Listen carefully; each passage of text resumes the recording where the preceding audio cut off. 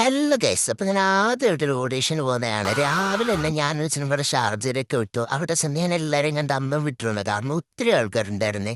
അത് കഴിഞ്ഞ് ഒരു സ്ക്രിപ്റ്റ് ഒക്കെ തന്നു. അതൊക്കെ എങ്ങനെയെങ്കിലും ചെയ്ത് തീർത്തിറങ്ങി. അവർ വെള്ളമൊക്കെ തന്നു. ഓഡീഷൻ കഴിഞ്ഞപ്പോൾ എൻ്റെ കൈയൊക്കെ കിടന്ന് വിറക്കിയായിരുന്നു. പിന്നെ എങ്ങനെയാലും തീർത്തല്ലോ എന്നൊരു സമാധാനം. പിന്നെ മാമൻ വന്നു. അപ്പൊ നമ്മൾ നേരെ അക്കുവിൻ്റെ അടുത്തേക്ക് പോയി. അക്കു പിന്നെ എന്നെ എല്ലാവരും നോക്കുന്നത് അച്ഛനെ ആയിരുന്നു. അച്ഛന് പിന്നെ ഒരു കൈയൊക്കെ കൊടുത്ത് അക്കു പാസ്സാക്കി വിട്ടു. എൻ്റെ കൈ കയറിയിരുന്നപ്പോൾ ഞാനൊരു ഉമ്മ കൊടുത്തപ്പോഴത്തേക്ക് 2 കവളും അങ്ങ് പൊത്തിപ്പിടിച്ചു. പിന്നെ എന്തൊക്കെയോ പരാതി പറയുമായിരുന്നു. എവിടെ പിച്ചി? അയ്യോ, ഇവിടെ പിച്ചിയോ? ആര് പിച്ചി? ആണോ?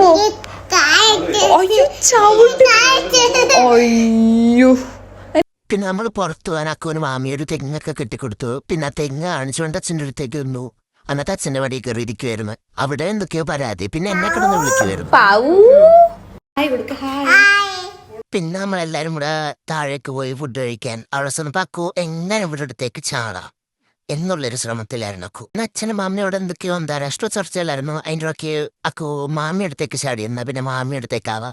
പിന്നെ പായസമൊക്കെ ഉണ്ടായിരുന്നു. പായസമൊക്കെ ഒരു ഭയങ്കര ഇഷ്ടമാണ്. അക്കു പായസം മാത്രം കഴിച്ചുകൊണ്ട് അവിടെ ഇരിക്കുമായിരുന്നു. പിന്നെ എന്തൊക്കെയോ ചോറും വായിടുന്നുണ്ടായിരുന്നു.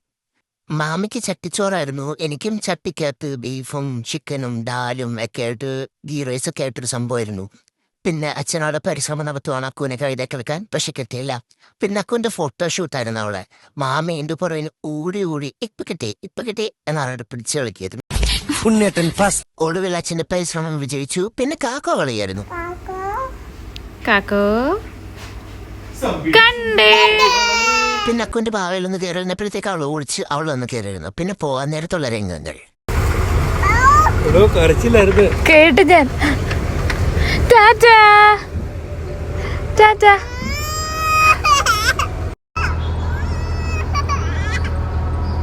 പിന്നെ ടാറ്റയൊക്കെ കൊടുത്ത് വീട്ടിൽ എത്തി. അപ്പം അത്രേ ഉള്ളൂ ഗായ്സ്.